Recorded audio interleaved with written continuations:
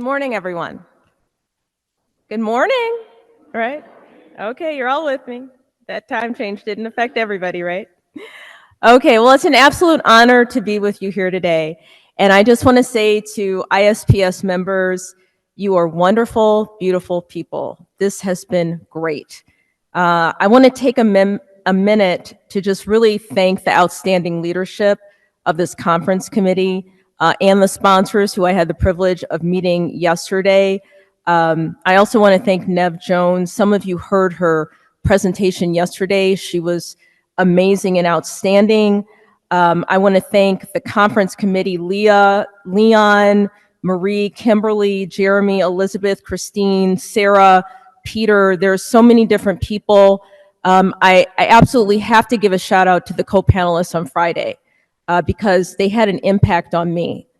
For those of you who weren't there, Jax, I just had an outstanding somatic exercise demonstration. Will and Sasha for their vision, Claire for her beautiful thoughts and words, and Shannon, you'll see, I'm totally with you on that creativity. And Christina, if you're here, I have something special I want to share with you towards the end of this presentation about the impact of your words on API and mental health. So we've had a very powerful first day of the conference. And I want to thank Dr. Craig Steele for his workshop on Friday that was sold out. And he also had a wonderful keynote yesterday. So I don't know what's going on ISPS, but you guys have him working overtime. Friday, Saturday, he's going to work Sunday. So, Dr. Craig Steele, we thank you so much for your leadership. And we're glad to have you all here for the start of this day, final day of this transformative conference. So let's kick it off. The title of this presentation is Psychosis is Not What You Think: How Reality Testing Can Save America from Itself. So we are at this conference together to reimagine our healthcare for a transformative system. And that's what I'm going to try to present to you today. A new way of thinking about our systems. So if you get your money's worth, that means you're going to need to walk away from this talk with a new idea or two after you leave this presentation. But I want to tell you, if you don't get any new ideas, please don't come to me for a refund. Go to Nev or Leah because they have all the money, okay? So let's go ahead and get started. This is the agenda for my presentation. We have about an hour and 15 minutes together this morning with each other, and this is what we're going to do. The first 10 minutes, we're going to do a welcome and introduction, which will include a co-dedication. The next 15 minutes, I'll go over a framework and key concepts.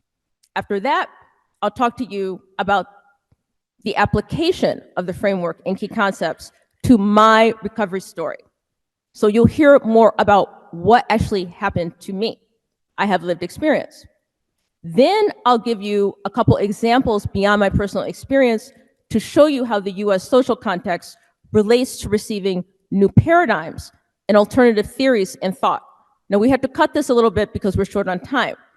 But for those of you interested in taking these ideas from the conference beyond this room, this is important. Then I'll spend some time addressing how the new application of reality testing works. I'll do a closing address, and then we'll have a little bit of time for Q&A. So we are talking about reimagining systems, right? That's the theme of the conference. That's about the transformative framework. And I'm going to talk about a framework that involves reality testing, which most of you have heard about. But as I begin this framework for this presentation, I would like to co-dedicate this keynote speech to the memory of two very important people. With the blessings of their foundations, I am honored to bring together, to lift up in spirit, because their struggles and legacies have inspired me, both personally and professionally. The first is Dr. Antoinette Candia Bailey, and the second is Sidney R. Baer, Jr.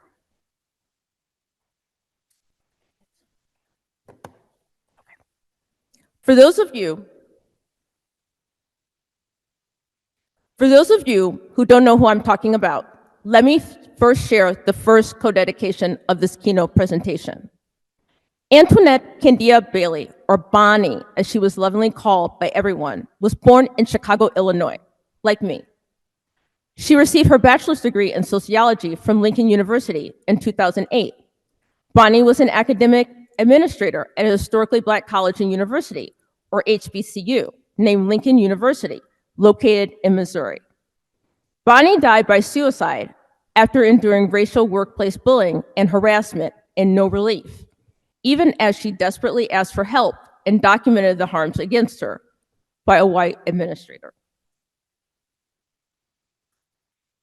Her leave of absence for health reasons request was denied, citing that she was in her position for less than a year. She was given a suspicious and remarkably unusually poor workplace performance review before termination. Days after she was terminated, she ended her life. She passed on to her journey of January 8th of this year. She was only 49 years old.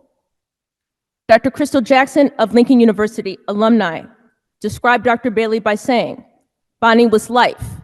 Bonnie was life for so many. She was a life source, and Lincoln University killed her."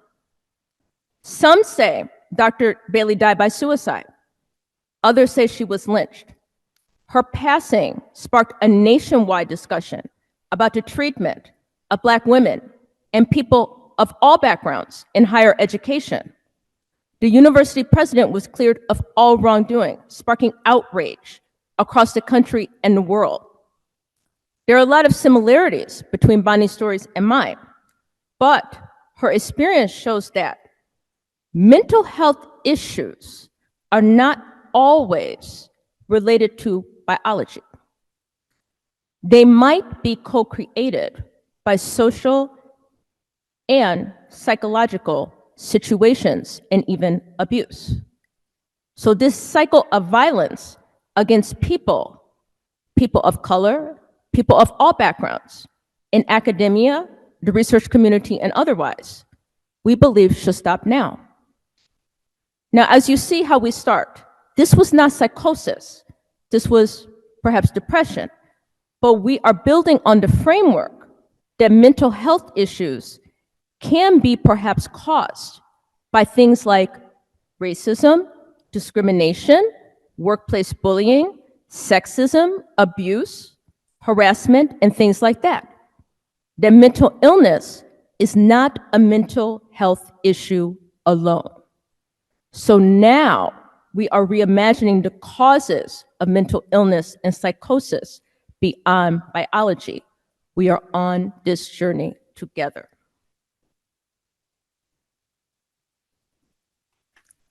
Now to switch gears, the second co-dedication is to Sidney R. Baer Jr. Some of you may have heard of him. Sidney Baer is known for his legacy with the Sidney R. Baer Jr. Foundation, whose mission is to grant organizations and institutions awards that are doing work that will have a tangible impact on the field of mental health. Now, I didn't know this before I did this co-dedication, but the Baer Foundation is actually a supporter of ISPS. So I'll tell you a little bit about Sidney Baer and what brought him to this work, and he has since passed. But Sidney Baer showed signs of erratic behavior early on in life, starting at 12 years old. Now, he eluded jail time at 14 because his family had wealth and connections. They were philanthropists. When he was 18 in 1936, he was accepted to Yale University, a school that was legacy in his family. However, he was expelled 2 years later, 1938, due to the pressure of academics, and he had his first schizophrenic break, and he was admitted into a psychiatric institution. Now, in 1999, he started the Sidney R. Baer Jr. Foundation with the help of the family lawyer with only $1 million.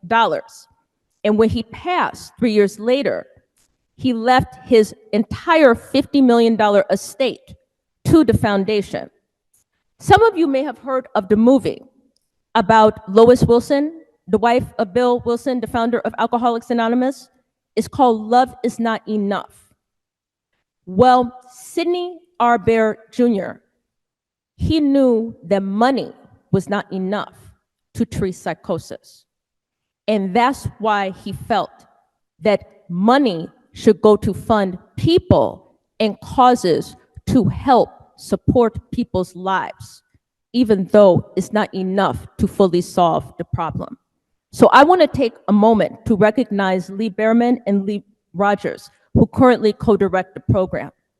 I was a finalist for the Baer Reintegration Scholarship before I withdrew my application after what happened to me, which I'll tell you about.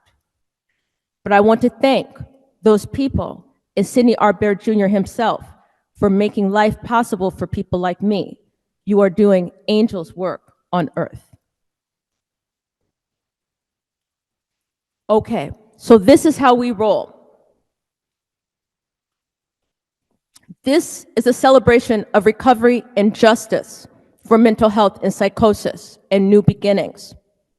As you see, the title of my presentation is Psychosis is Not What You Think, How Reality Testing Can Save America from Itself.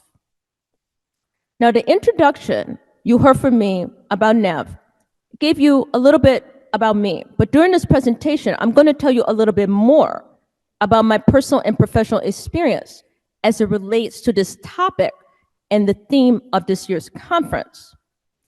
Now, I'm going to do an unconventional description that is intentional today. It's kind of a positionality statement, but it's something you may not have heard before. Bear with me. I'm a Black American woman in my 40s. I grew up in Chicago. I'm currently based in Chicago. Chicago is an urban city and the third largest city in the United States, population of 2.3 million people. Chicago is located where? Illinois. The current governor of Illinois is J.B. Pritzker. I attended school with J.B. Pritzker's son in high school. He was a year younger than me, but I don't know their family. Do you know which US presidents were born in Illinois? Anybody? Which US presidents were born in Illinois? Somebody said Lincoln? Anybody? It's kind of a trick question. There's only one US president that was born in Illinois, and that's Ronald Reagan, who was born in Tampico, Illinois. But most people think, like you said, it was Lincoln or Obama. Well, there's a big joke about where Obama was born, but we don't want to get into that. Okay, so Illinois is known for Abraham Lincoln, who was what? The 16th president of the United States. He was born in Kentucky, but he made Illinois his home in 1830. Why am I giving you this context? Honest Abe issued the Emancipation Proclamation on January 1st, 1863, which declared freedom for a group of people. Maybe one of the greatest acts in United States history, maybe world history. I also live, and we're talking about declaring freedom for a group of people at this conference, people with mental health issues. I also live in a city in which Barack Obama Presidential Center will be located. You all know about Obama. He was a US Senator in Illinois, constitutional law professor, University of Chicago. Okay? Obama, as most of you know, was elected the first Black president of the United States. That is, if you don't count Bill Clinton. Okay, bad joke. Okay, look, I'm politically independent, so I can joke about everybody. Now, why am I saying this?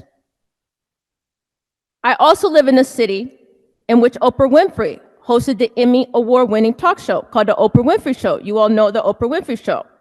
It won 47 daytime Emmys, ran for 25 years. It's still the highest rated daytime talk show of all time.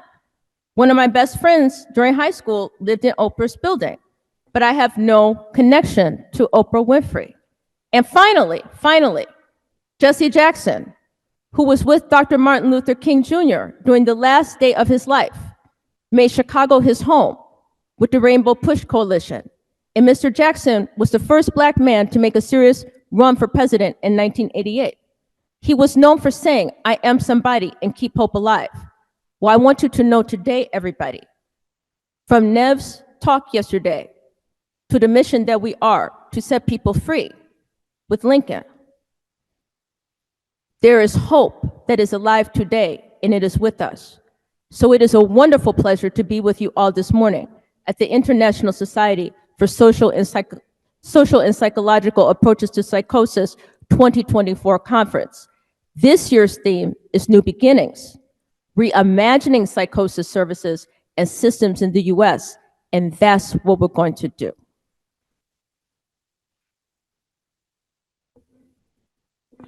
Now, today I will argue that psychosis is not what you think. Psychosis is the reality you deny. In other words, the rejected thinking of reality. Is psychosis a maladaptive and extreme denial disorder of truth and reality? Is psychosis not necessarily the person's fault who has psychosis? Or is psychosis possibly the fault of the people around the person, the society around the person, who are denying reality, who have contributed to the causation of the illness? Do we need causal methods to study the derivation of psychosis? My graduate work studied causal methods. I will discuss today if reality testing and holding true to reality can save us individually from psychiatric crisis and collectively from social crisis in America. I know we have friends from outside of the United States, but hopefully you can give me feedback on if this applies to beyond. When we're talking about extreme, extraordinary, and what some people call paranormal experiences, I have probably had them all. And while those discussions are beyond the total scope of this talk today, I just want you to know you are welcome, respected, safe, and acknowledged here, whether you take medication or not. Okay, we have an activity we're getting ready for. It's going to be interactive, so I'm just preparing you now. Many of you are instructors, professors, students, trainers, advocates, conduct research. You may also be practitioners. So I want to share with you a simple tool. Okay, I come from a family of teachers. It's called List Group Label. So you see what you do. You list 8 or 10 ideas for, you're not going to do this activity, so don't worry, it's really short. What you would do is you would list 8 or 10 ideas for improving services and systems. Okay. And then you would organize your ideas into 2 to 4 groups. Then you would give each group a label. That's what you do. Now, I did a quick review of this with people that I talked to, and this is what we came up with. Services, invest in offering more services, programs, clinics, and facility. Staffing, hire more quality behavioral health and wellness professionals to meet service needs. Training, improve training and increase access to updated workshops for best practices in the field. And research, increase funding in behavioral health and wellness research, okay, evidence-based practices. So the question that I want you to do for your activity is a turn and talk. And you're gonna do this if you're in person with the people at your table. And if you're online, you can do it in the chat if the chat is available. The turn and talk question is what you see on the screen reimagining systems and services? Yes or no? Is this reimagining the services and systems? Yes or no? And explain why, okay? Because this is what is out there. So you're gonna turn and talk, that's what it's called. You turn and talk to the people next to you and discuss for 3 minutes why or why not is this reimagining services. The 3-minute timer is on.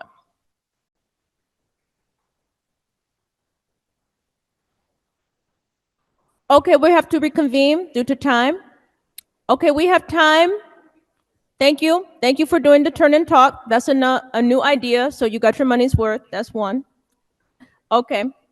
Okay, we have time to hear from 2 groups in the in-person. I will repeat for those online who cannot hear because we don't have microphones out.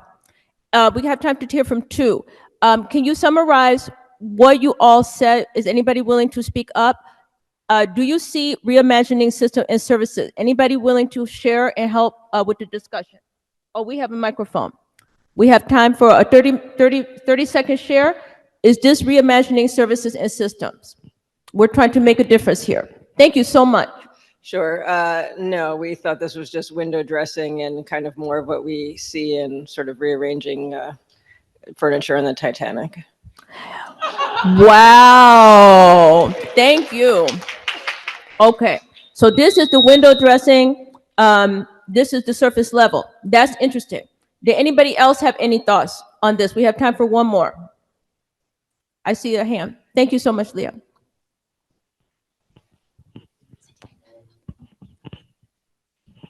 Yeah, we agree. I think we agree with that. We also felt it was cold. It wasn't any different than what we normally see.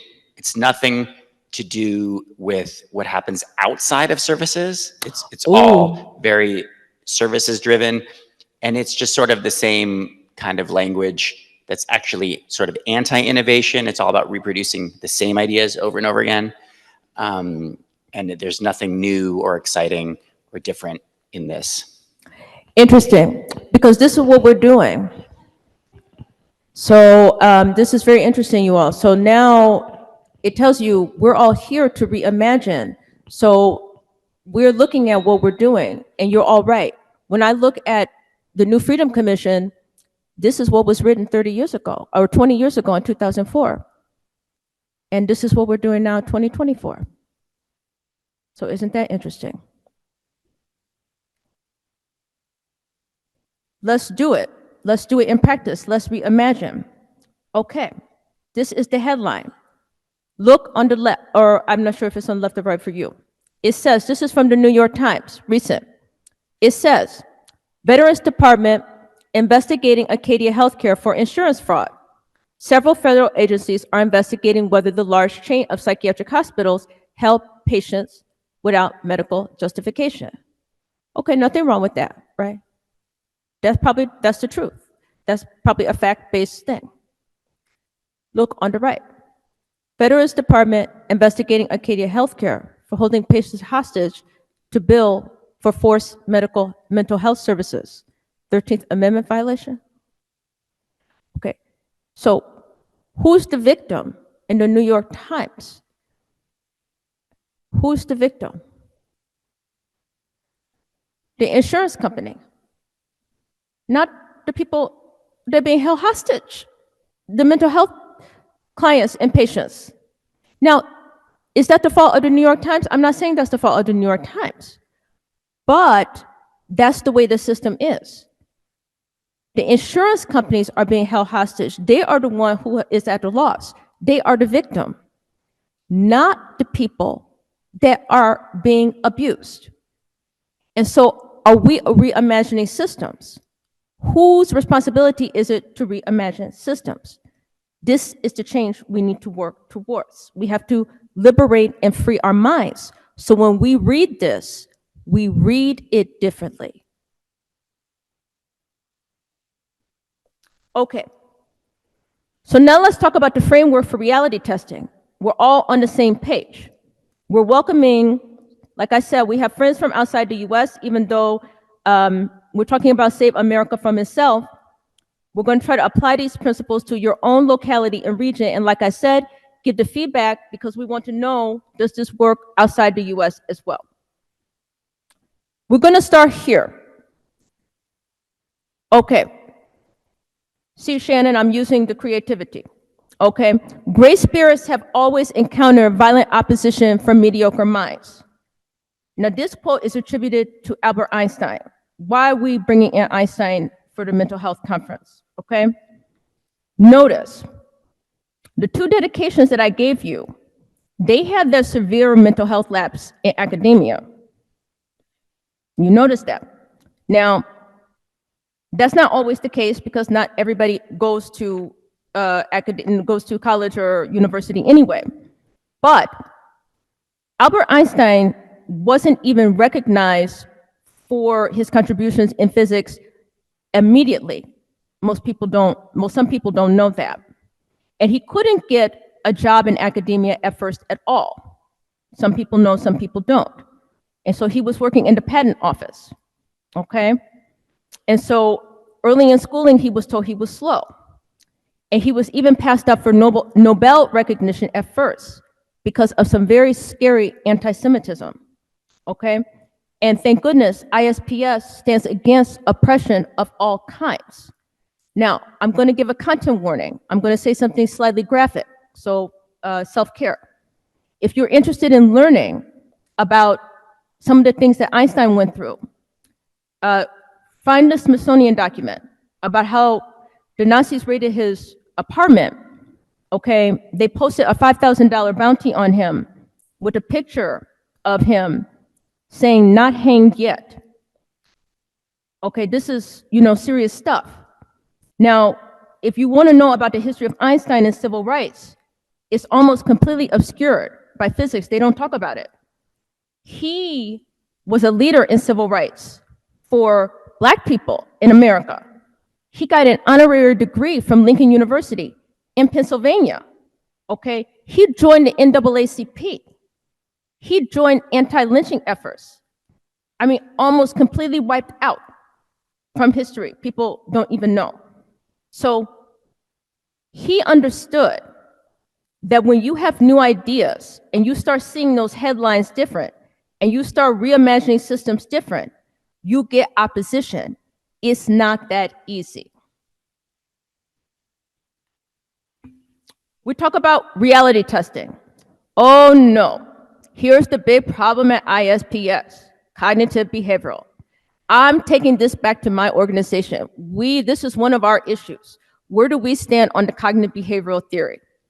All I'm going to say about this, so we don't get into controversy, is when we talk about reality testing, it focuses on evaluating the accuracy and validity of an individual's thoughts and beliefs. By assessing the evidence for and against specific thoughts, individuals can determine whether their thinking patterns are distorted, and if so, work towards altering them to better align with reality. Okay, that's the premise that we're coming from. Some people don't like cognitive behavioral therapy. We all understand why. But I can tell you, some people cannot do it, some people like to do it, some people have to do it. The Socratic method has been used to kind of address things. Let me ask you a question. Think about what's happening in America in the Socratic method. We just released a jobs report. What happens every quarter when we release the jobs report? Oh, the US has added 250,000 new jobs. Next quarter, the US has added 200,000 new jobs. Do you all know how many jobs the US added this quarter? Anybody know in the room? 12,000 new jobs. What happens with your reality testing? So one of this doesn't make, what happened? So you have to start asking yourself the question, are we really adding 250,000 new jobs every quarter? Or what's going on? Another question, law enforcement agency recently in September said, oh, crime is down. Crime is down 1.7%. People were outraged. They said, oh, that cannot be true. Crime is down? Crime cannot be down. 3 weeks later, crime is up. They say, oh, okay, we issue a new report. Crime is up 5%. Reality testing. When people's reports say that's not the way reality seems, reality is not telling me crime is down. Reality is telling me crime is up. But the statistic is telling me, you're telling me crime is down. How do you handle that? Okay. So we want to be careful with the societal influence.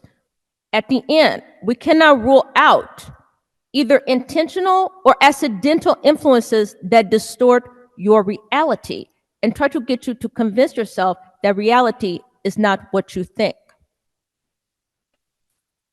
I'm going to go into the framework now. Somebody mentioned gaslighting yesterday. We'll talk about this. This comes from my work on domestic violence and oppression, which I published after graduate school, peer-reviewed and in a publication, a book. Gaslighting is a term that was reintroduced in the public lexicon about 5 years ago. What's gaslighting? Most people have heard that, right? It's a form of crazy making, they call it. People don't like that term, but that's what they say. It's trying to maliciously convince someone their accurate perception of reality is not true. Okay, what's that mean? Okay, remember the Black Tuskegee experiment? Let's say you try to convince people they're paranoid. You need to take medication and relax. We have your best interests at heart. We're not trying to hurt you. You're getting the best medical treatment possible. You're paranoid. When in reality, you're being in a study and you're being led to your death. Okay, because you're not getting the treatment of penicillin. But I'm telling you, you're paranoid because you're worried. Gaslighting. Sweet defines gaslighting as a form of abuse and says it is grounded in social inequality, not just psychology. Now, they say there's a thing called medical gaslighting. That's what Sebring says, and says is sociological in nature. I told you on Friday about Alexander Morris, for those of you who were there, and that kind of treatment and gaslighting. Look it up with the Four Tops and how he was put in the straitjacket and told to sit his black ass down when he tried to tell them who he was, okay? And they treated him like a psych patient and needed a psych eval. And also, I cite Berenstain, who says cultural gaslighting is an intentional structural tactic to oppress groups. And I believe that is a theory that can be used, a framework that can be used to oppress people with lived experience. The other framework I want to introduce is the reality testing. I heard reality testing once here at the conference yesterday. What is it? Reality testing is the critique and testing of the logical possibility of beliefs. It's an analytical, rational processing. Okay. This is a framework that can be used for reality testing in America. Okay, you see these different categories. Reality, objective observations and interpretations. Worldview, my belief system, my values, the lens through which I understand the world. What is truth? Some people believe in multiple truths. An honest account of events. What is a lie? When I falsify information to deceive someone. What is a fact? We heard about alternative facts. Consensus agreement on information. Opinion. Perspectives and points of view. We often confuse opinion with facts. And then we go on to fact-based reporting. And I want to say something about disinformation and misinformation because that's getting a lot of press recently. Disinformation is the intentional, organized propaganda campaign of spreading false information. Disinformation is intentional spreading of false information. Misinformation is casual, informal mistakes, rumors, non-credible information. And so when we get our framework for reality testing, we know what we need to do next. Now, how do you all understand psychosis? We've heard a lot about psychosis at this conference, a lot about how it is studied. What is it? Take a look at the NIH definition. I think it's fairly good. Collection of symptoms, if you want to take the clinical, symptoms that affect the mind where there has been some loss of contact with reality. Okay, maybe that's good or bad. During an episode of psychosis, a person's thoughts and perceptions are disrupted, and they may have difficulty recognizing what is real and what is not. Maybe, okay, maybe that works. This is my experiential definition. This is what happened to me. I would not give this to anybody else. I had a pattern of irrational, dishonest, and illogical interpretations of the world. This is when I entered it. And myself that distorted or rejected reality. It may or may not impair functioning depending on the health, integrity, and honesty of the society and surrounding experiences. So I think surrounding experiences and the society impact psychosis, okay? And I also think mass deception impacts psychosis. Now I'm going to tell you what happened to me, and I need to give a preface. I'm not revealing the names of anyone in my story, except one person I have to mention, because they're not a part of my past, they're a part of my present and probably future. I have no ill will towards anybody. I'm not that kind of person. And, you know, it's all over with. So I'm not that kind of thing. And I do believe in forgiveness and not having ill will. So that's why no names are used, but one. Now, this is the application of the framework to my life. I attended graduate school in the Midwest. I was accepted into a PhD program for sociology. Okay, I intended to become a university professor. That did not happen. And I'm okay with that now. I work as a professional researcher. It's all good. And a writer and a healthcare provider. And it's, like I said, I'm happy with it. I had a predisposition to have a mental health issue. You know, I had mental health problems for a long time, all of it, depression, mania, anxiety, disordered eating, you know, substance use, all that. But when I entered graduate school, I was abstinent of all alcohol and drugs. I didn't have any mental health symptoms. In fact, I was strangely healthy and had no health conditions. But when I came out, I had psychosis, schizoaffective disorder diagnosis, a suicide attempt, and I was eventually incarcerated and psychiatrically hospitalized. So something happened. What happened? I'll try to keep it simple. There's no nice way to put it. I was kicked out of graduate school. And it appears it was initiated by a white professor that has some issues with me. And it appeared to be a decision that was made that the whole department went along with, except a couple professors. Now, I thought this was too crazy to believe, because I was in my rational mind. I said, why would you do this? I couldn't conceive. I thought it was crazy, because that's like a real conspiracy. And who am I? I thought it was too crazy until I saw the written proof of it from the registrar's office myself, and I almost fainted. So before we get into that, I just want to show you what kind of environment I was in. I cannot do it justice.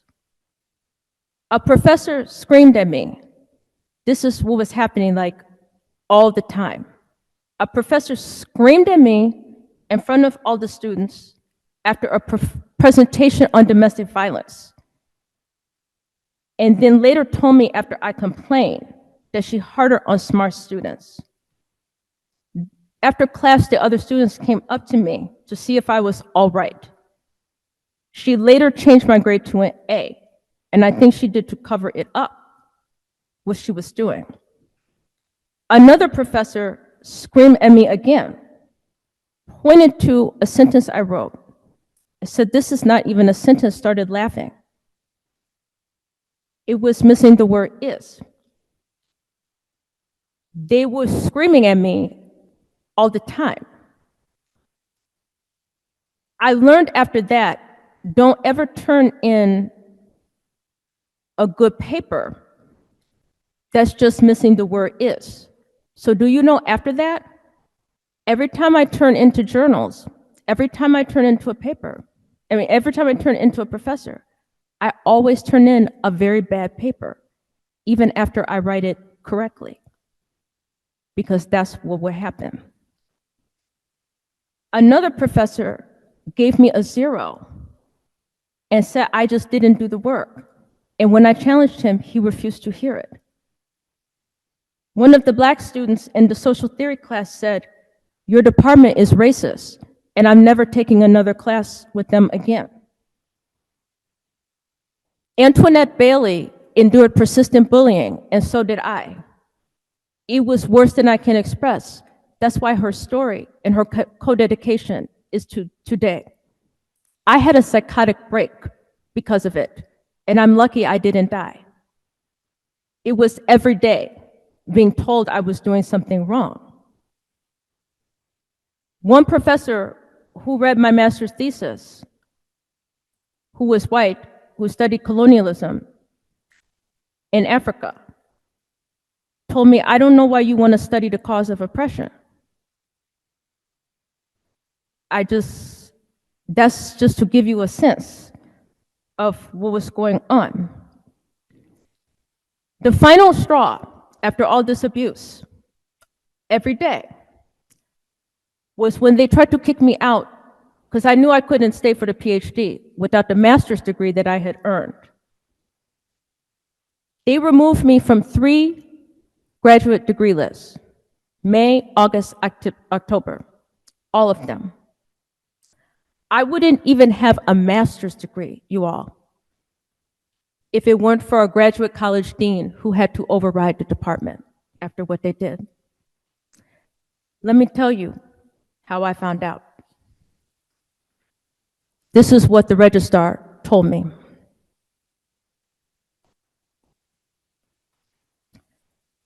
The petition you filed through the graduate college was to retroactively award your degree for the October 2009 degree period.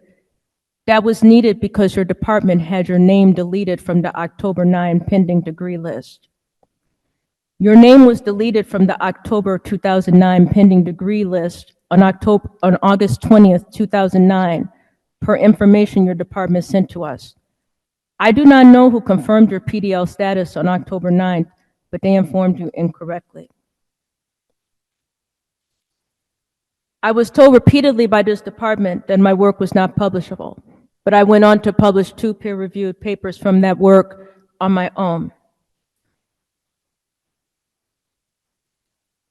There were a couple people that didn't participate in it, but they didn't intervene, and they probably couldn't have, and I don't blame them for it. This shouldn't happen to anyone, and it shouldn't happen ever again. But I think it made me disabled.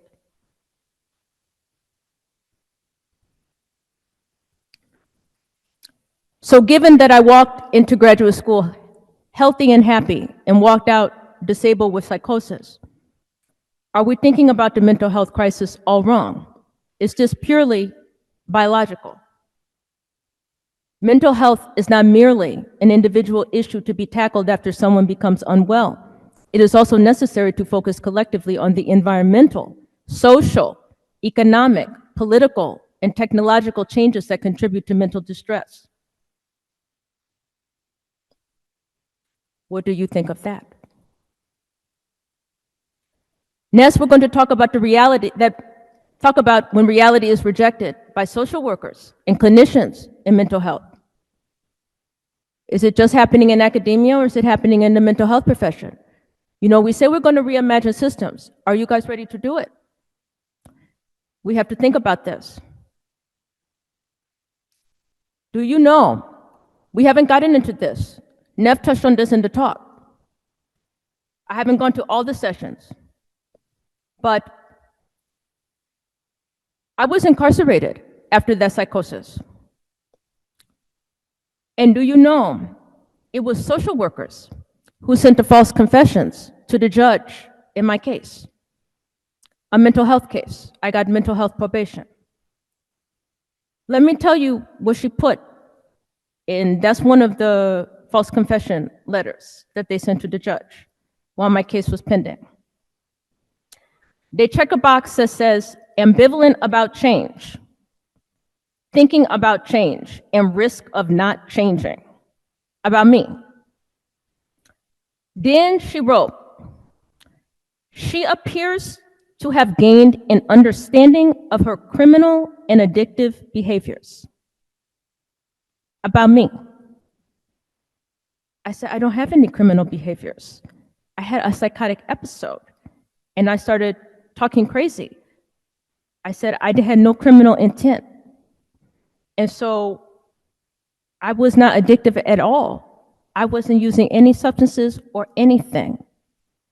She also appears to have begun to recognize the negative impact these behaviors have had on her life. This was all news to me. I asked them to stop sending the letters. They would not. They sent 6 or 7 of these letters, and I had a felony on my record. It was a licensed clinical therapist who told me I was delusional for thinking my department had removed me, that I was paranoid, like the Tuskegee. This is healthcare. So what can we do?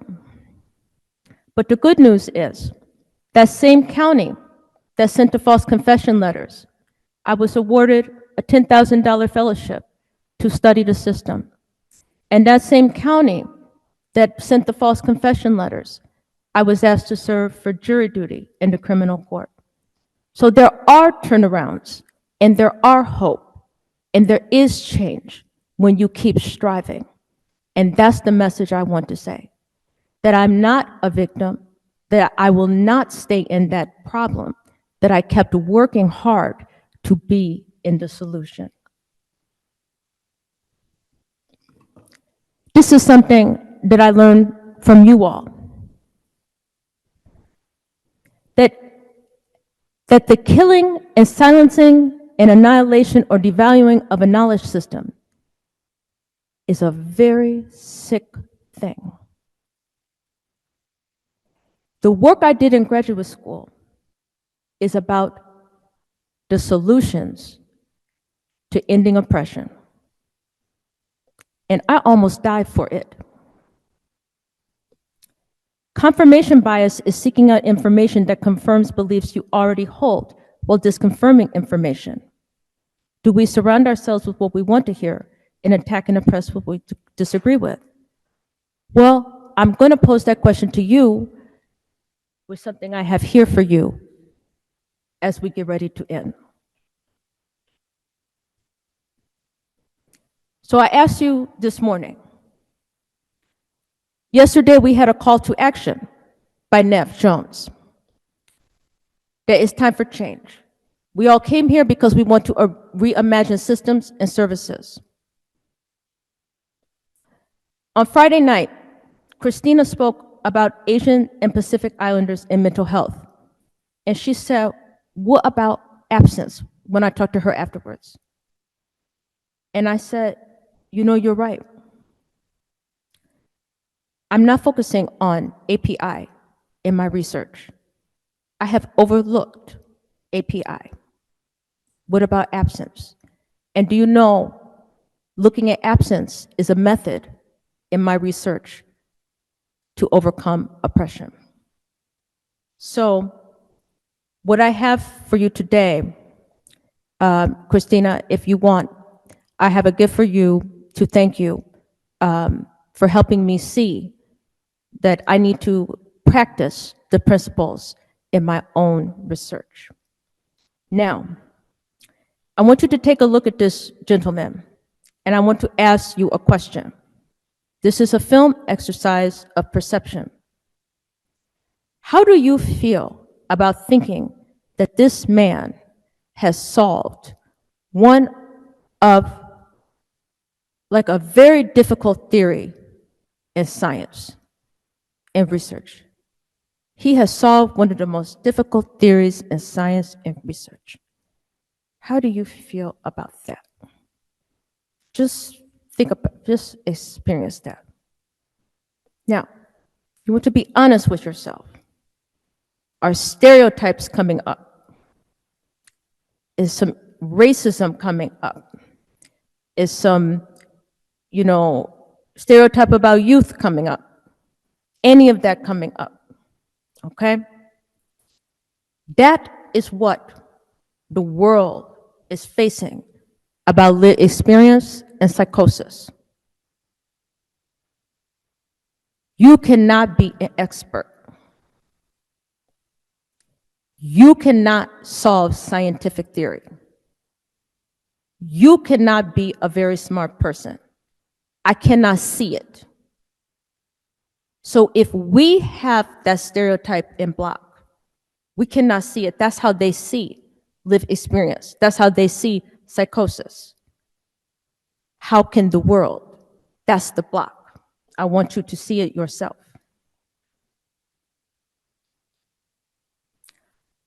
But that era is now ending. As we said on Friday, time's up. This is what's happening. The change is here. Everything is getting flipped, and the experts are changing. There is an eruption. So this is what you're going to see. You see it's upside down at the top. What is happening now? We say we want improvements. We say we want transformation. We say we want to change. So here is the change. Tech, we want to go to the second video and begin.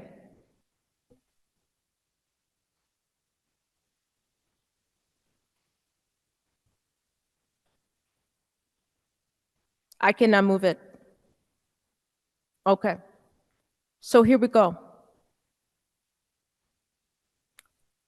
Is lived experience the authority in mental health, or is psychiatry?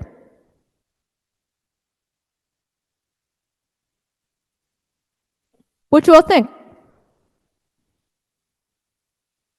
It's comfortable to say psychiatry, right? Psychiatry is the experts in mental health. Or is lived experience, or neither, or both? Well, we don't know. I want you to feel what it feels like to say lived experience, not psychiatry, is the new authority. Just feel it. It may not be true. It could be that they're both experts in both authorities. But I want you to feel the flip. What's the argument that lived experience is the authority? Who gave the hope? Psychiatry said that folks were chronically ill and could not recover. Hope came from the lived experience. That was the change in the last 50 years. Person-driven care, where did that come from? Psychiatry is still slow with the person-driven care. It's the lived experience that's doing it. Many pathways to recovery. Who is doing that? Psychiatry or lived experience? Holistic recovery. Psychiatry used to do that, but they have fallen off. Lived experience is doing holistic care. Peer support. Who is doing that? Psychiatry or lived experience? Culture. Psychiatry is still struggling with culture. Who is doing that? Trauma-informed care. Psychoanalysis used to do some work with that. Lived experience has made it a standard, haven't they? Language. Who's doing the person first and identity first language? You see? Okay, back to the other video, or the other slides. So, we are reimagining systems. What happens when you just did that exercise? You're here to think differently. That's what we said we want to do. Remember when we did the label groups? Now you have seen a different argument. That's actually different. And how do you feel? It's uncomfortable. So if we're uncomfortable, the rest of the world is. So let me wrap up.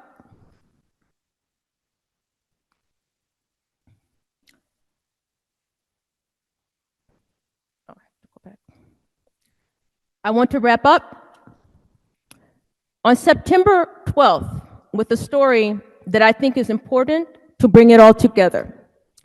On September 12th, a PhD candidate named Tom Brennan, this is the only person I'm naming, demonstrated a 90-year-old experiment to me at the Illinois Institute of Technology. I saw it with my own eyes. And for those of you who are not students of physics, It's an awe-inspiring phenomenon called sonoluminescence. It's the transformation of sound energy into light, or simply put, energy into matter or plasma. Now, I'm not a classically trained physicist, and this is not a physics conference. So why am I talking about this?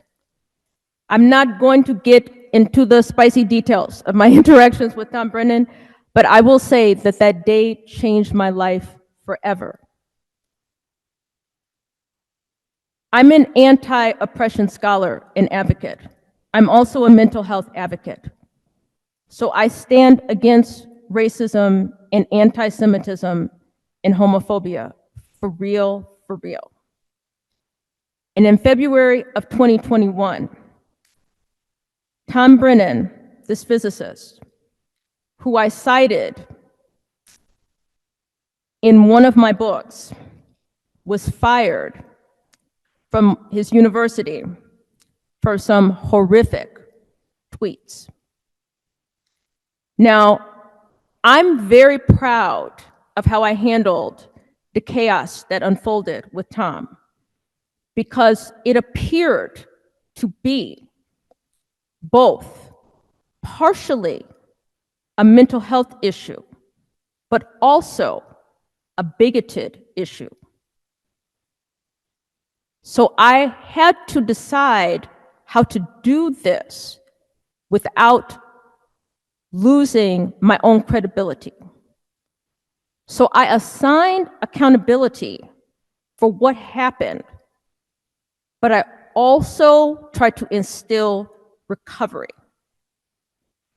Because the reality is, when citing some people in the field, especially in science, the racism goes back a long way. So remember this guy, remember him. I published this book 10 years ago, and I write multidisciplinary work. And if this is how this guy is seen by us, this is how I'm seen by them.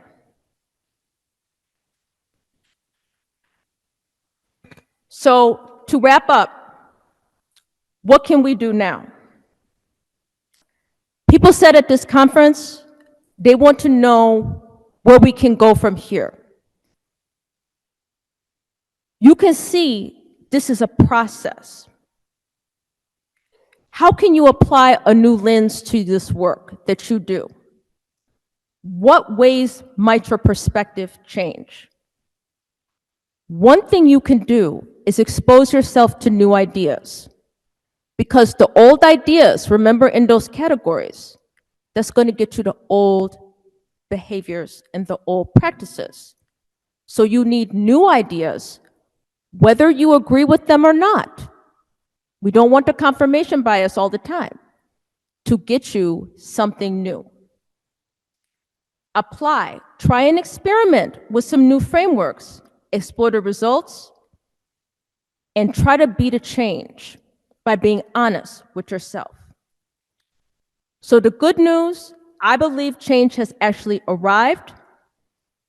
If we do this work and we're mindful of new perspectives and we're curious, like those great thinkers, we may get some of that Einstein opposition, but it will lead to greatness because there is genius in this room.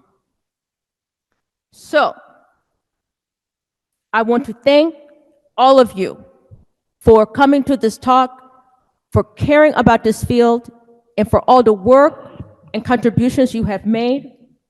I want to wish you all a wonderful final day of the conference, and I want to thank you for being a part of ISPS. Thank you.